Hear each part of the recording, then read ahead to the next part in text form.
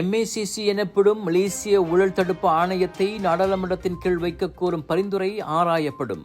அதனால் ஏற்பட போகும் சாதக பாதக அம்சங்களை அரசாங்கம் நன்கு ஆராய வேண்டியிருப்பதாக பிரதமர் டத்துஸ்ரீ அன்வார் இப்ராஹிம் கூறினார். அரசியல்வாதிகள் சிலரும் MACCயின் பார்வையில் சிக்கி இருப்பதால் அப்பரிந்துரையை ஆழமாக ஆராய வேண்டியிருப்பதாக அவர் சொன்னார். நடப்பில் நாடாளுமன்றத்தின் கீழ் MACC வரவில்லை என்றாலும் அதிகார முறைகேட்டில் ஈடுபடுவோரை விசாரித்து நீதிமன்றத்தில் நிறுத்தும் கடப்பாட்டை அவ்வாணையம் கொண்டிருக்கின்றது. கடமை தவறாமல் அது தன் பணியை செவ்வனே செய்து வருவதாக பிரதமர் கூறினார். MACCயை நாடாளுமன்றத்தின் கீழ் வைக்கும் பரிந்துரையில் தமக்கு உடன்பாடு இல்லை என அதன் தலைமை ஆணையர் தான் ஸ்ரீ அசாம்பாக்கி முன்னதாக கூறியிருந்தது குறிப்பிடத்தக்கது.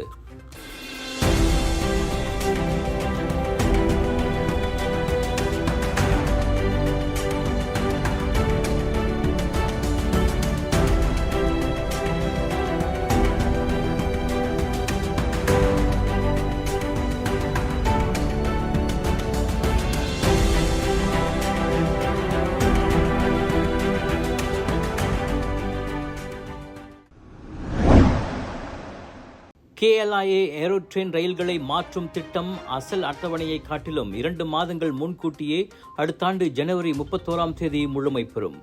உண்மையில் 2025 ஆண்டு மார்ச் 31 தான் அது முழுமை பெற வேண்டும். ஆனால் சம்பந்தப்பட்ட அனைத்து தரப்புகளுடன் ஜூன் 14 செய்து கொள்ளப்பட்ட ஒப்பந்தத்தை அடுத்து அது விரைவுபடுத்தப்பட்டுள்ளதாக மலேசியா ஏர்போர்ட்ஸ் ஹோல்டிங்ஸ் பெர்ஹாட் கூறியது. முன்கூட்டியே அத்திட்டம் முழுமை பெறவிருப்பதால் விமான நிலைய வசதிகள் பயன்பாட்டில் பயணிகளின் அனுபவத்தை மேம்படுத்துவதில் தாங்கள் மேற்கொண்டு வரும் அயரா முயற்சிக்கு சான்று என MAHB குழுமத்தின் இடைக்கால தலைமை செயல் அதிகாரி முகமது ரஸ்தாம் ஷாரும் சொன்னார். தரமான சேவைக்கான உடனடி தேவையை பூர்த்தி செய்வதோடு பயணிகளுக்கு உலக தரத்திலான சேவையையும் வசதிகளையும் தயார் செய்வதில் இவ்வட்டாரத்தின் முன்னணி விமான நிலையமாக KLIA தொடர்ந்து நீடிக்கவும் இது உதவுகிறது என்றார் அவர். அத்திட்டத்தின் தலைமை ஒருங்கிணைப்பாளர் என்ற வகையில் ஆல்ஸ்டாம் நிறுவனம் 3 புதிய ரயில்களின் தருவிப்பு, கூடுதலாக 2 பாதைகள் உருவாக்கம் மற்றும் பாதுகாப்பை உறுதி செய்வதற்கான சோதனை ஓட்டம் ஆகியவற்றை மேற்பார்வையிடும் என்றும் அவர் சொன்னார். புதிய ரயில் பெட்டிகள் சீனாவிலிருந்து இவ்வாண்டின் 3ஆம் காலாண்டு இறுதி வாக்கில் மலேசியா வந்திறங்கும் என எதிர்பார்க்கப்படுகிறது. விமான நிலைய வசதிகளை தரம் உயர்த்தும் பணிகள் நெடுகிலும் பொறுமை காத்து வரும் KLIA பயணிகளுக்கு நன்றி தெரிவித்துக் கொள்வதாகவும் முகமது ரஸ்தாம் சொன்னார்.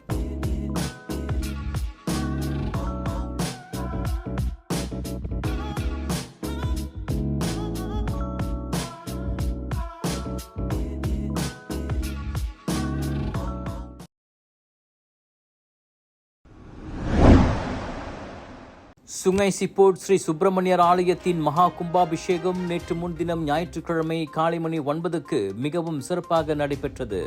இந்த விழாவிற்கு மாயிகா தேசிய தலைவர் தான் ஸ்ரீ SA விக்னேஸ்வரன், சுங்கை சிப்போட் நாடாளுமன்ற உறுப்பினர் S கேசவன், பிரதமர் டத்துஸ்ரீ அன்வாரின் சிறப்பு அதிகாரி சண்முகம் மூக்கன் உட்பட பல பிரமுகர்களும் பக்தர்களும் திரளாக கலந்து சிறப்பித்தனர்.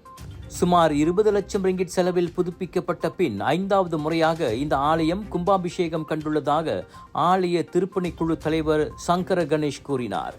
கடந்த ஓராண்டு காலமாக திருப்பணி நடைபெற்ற இந்த ஆலயம் சிறப்பான முறையில் கும்பாபிஷேகம் விழா கண்டதற்கு பொதுமக்கள் வழங்கிய ஆதரவும் ஒத்துழைப்புமே காரணம் என்று அவர் தெரிவித்தார்.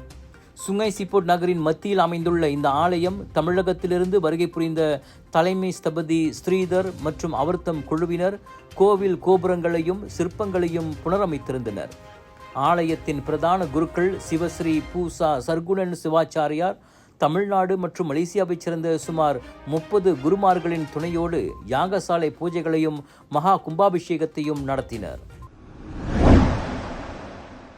கடந்த வாரம் ஸ்லாங்கூர் சிலாயாங்கில் மளிகை கடை ஒன்றில் வைத்து பெண்ணொருவரின் பிட்டத்தை தொட்டு வைரலான ஆடவன் இன்று கோலாலம்பூர் மஜிஸ்ட்ரேட் நீதிமன்றத்தில் நிறுத்தப்பட்டான்.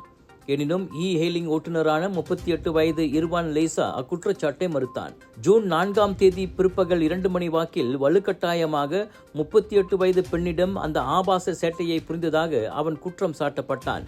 அதிகபட்சம் 10 ஆண்டுகள் சிறை தண்டனை அல்லது அபராதம் அல்லது பிறம்படிகள் அல்லது மேற்கொண்ட 3இல் 2 தண்டனைகளை வழங்க வகை செய்யும் குற்றவியல் சட்டத்தின் 354வது பிரிவின் கீழ் அவன் குற்றச்சாட்டை எதிர்நோக்கியுள்ளான்.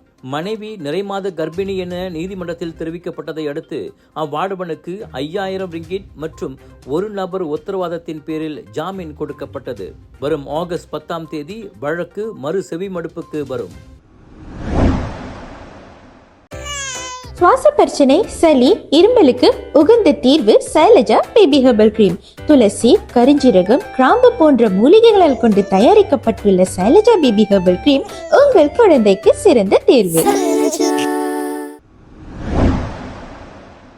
இலைமறை காயாக மறைந்திருக்கும் இளைஞர்களின் நடிப்பு திறமையை வெளிப்படுத்தும் நோக்கில் மலேசிய கிளாந்தான் பல்கலைக்கழகத்தின் தமிழ் மொழி கழகம் ஏற்பாட்டில் அவிரா நாடக போட்டி நடைபெறவுள்ளது.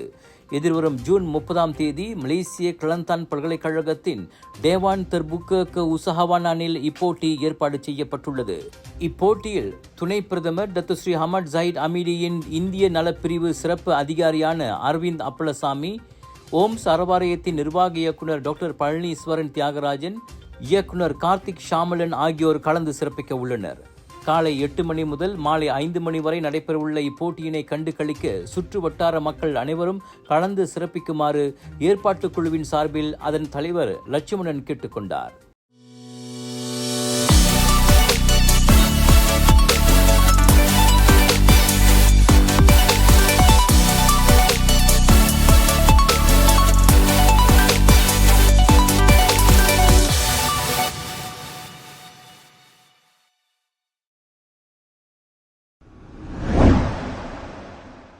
இந்திய பங்குச்சந்தையின் மதிப்பு முதன்முறையாக 5 டிரில்லியன் அமெரிக்க டாலரை தாண்டியுள்ளது. ப்ளூம்பர்க் தரவுகளின்படி இந்திய பங்குச்சந்தை கடந்த வாரம் முதலிடத்தை பிடித்து அமெரிக்கா, சீனா, ஜப்பான் மற்றும் ஹாங்காங் ஆகிய பெரும் பொருளாதார வல்லரசுகளின் வரிசையில் சேர்ந்துள்ளது. அதன் பரிவர்த்தனைகளில் பட்டியலிடப்பட்ட நிறுவனங்களின் மூலதனத்தில் புதிதாக 1 டிரில்லியன் டாலரை சேர்க்க இந்தியாவுக்கு 6 மாதங்கள் பிடித்துள்ளது குறிப்பிடத்தக்கது. உலகில் மிக வேகமாக வளர்ந்து வரும் அந்த பெரிய பொருளாதாரத்தின் நடப்பு நிதி கொள்கைகள் தொடரும் என பிரதமர் நரேந்திர மோடியின் புதிய கூட்டணி அரசு உத்தரவாதம் அளித்திருப்பதும் அவ்வுயர்வுக்கு முக்கிய காரணமாக கூறப்படுகிறது. ஆளும் பாரதிய ஜனதா கட்சி கூட்டணி அரசாங்கத்தை அமைக்க முக்கிய பங்காளி கட்சிகளிடமிருந்து போதிய ஆதரவை பெற்றதிலிருந்து இந்திய பங்குச்சந்தைகள் புதிய உச்சங்களை எட்டி வருகின்றன. மோடி அரசாங்கத்தில் பெரும்பாலான முக்கிய அமைச்சர்கள் தங்கள் இலாக்காக்களை தக்க வைத்துக் கொண்டிருப்பதும் கொள்கை தொடர்ச்சியை உறுதிப்படுத்துவதாக உள்ளது. மோடி தொடர்ந்தாற்போல் 3வது முறையாக பிரதமராகியது ஒரு புறம் இருக்க, வலுவான பொருளாதார வளர்ச்சி மற்றும் S&P குளோபல் ரேட்டிங்ஸின் அண்மைய தரவரிசையில் இந்தியா ஏற்றம் கண்டிருப்பதும் உலகளாவிய முதலீட்டாளர்களை இந்தியா கவர்ந்தெழுக்க உதவியுள்ளது. 2020இல் 2 டிரில்லியன் டாலர் மதிப்பை எட்டிய இந்திய பங்குச்சந்தை கடந்த ஆண்டு டிசம்பரில் முதன்முறையாக 4 டிரில்லியன் டாலரை தொட்டது. தற்போது அது 5 டிரில்லியன் டாலராக உயர்ந்திருப்பது இந்திய பொருளாதாரம் வேகமாக வளர்வதன் அறிகுறி என பங்குச்சந்தை நிபுணர்கள் கூறுகின்றனர்.